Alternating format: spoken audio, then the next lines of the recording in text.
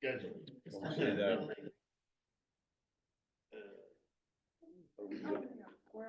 We're ready to go.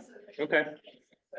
All right, I'd like to call a meeting of the IDA's Personnel Committee meeting to order In about 8 seconds. We'll let Elaine get seated and then we'll. Sorry. But anyway, we'll call the meeting to order at 1:30. 12:30. 12:30. Hello. Hey, how are you? Doing great. Our first order of business is to accept the minutes from our September 19th, 2023 meeting. I have a motion to accept those. Dan, second. All in favor? Aye. Any opposed? Great. Next item on our agenda is public comment. Anyone wishing to address the IDA may do so at this time. Please state your name and address for the record, and we respectfully request that you limit your comments to 5 minutes.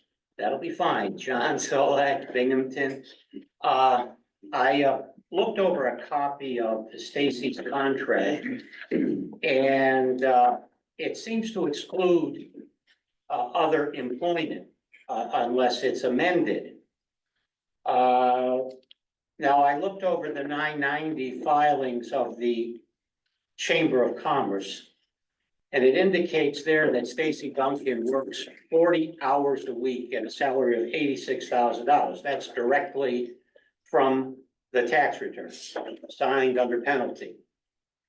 So, everybody can create more money. How do you create more time? So if Stacy Duncan is working at the Chamber of Commerce for 40 hours a week, and that's legitimate, how much time is she spending with the agency? This is a grave concern. Now, there is a provision that would allow it, I guess, if they got board approval. I don't remember any board approval for this.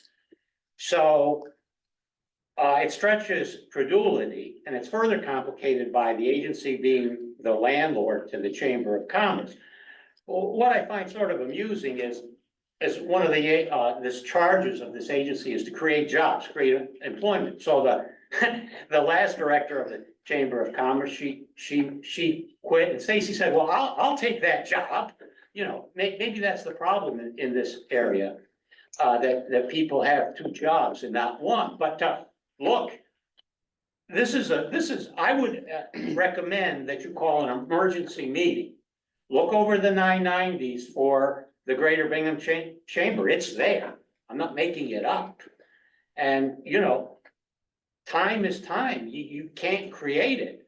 So, is Stacy Duncan not working at the chamber 40 hours a week? Are they being defrauded and the agency is getting this bargain? I don't know. But it's very serious, and it's even serious if it was not a paid position, because, if you look, there's a lot of boards of directors of nonprofits here, and, they spend an hour or half hour listed on the tax returns. That's believable, but, if there was one board member that worked for 10 agencies, even if it wasn't a salary that totaled more than, 40 hours a week, you'd be saying, well, what the heck's this guy doing? He's really got a lot of energy. So I would suggest an emergency meeting of the personnel department and to clarify this, because it's probably the most serious thing I've brought up, and I can't believe it's there, but it's there. That's unfortunate, but someone is being cheated. Thanks. Anyone else have any comments? There being none, we'll close that section of the meeting. Next item on the agenda is an executive session to discuss personnel items related to the 2025 operational budget. Could I have a motion to move into executive session? I'll move. Thank you. Thank you. All in favor? Aye. Anyone opposed? We're in executive session.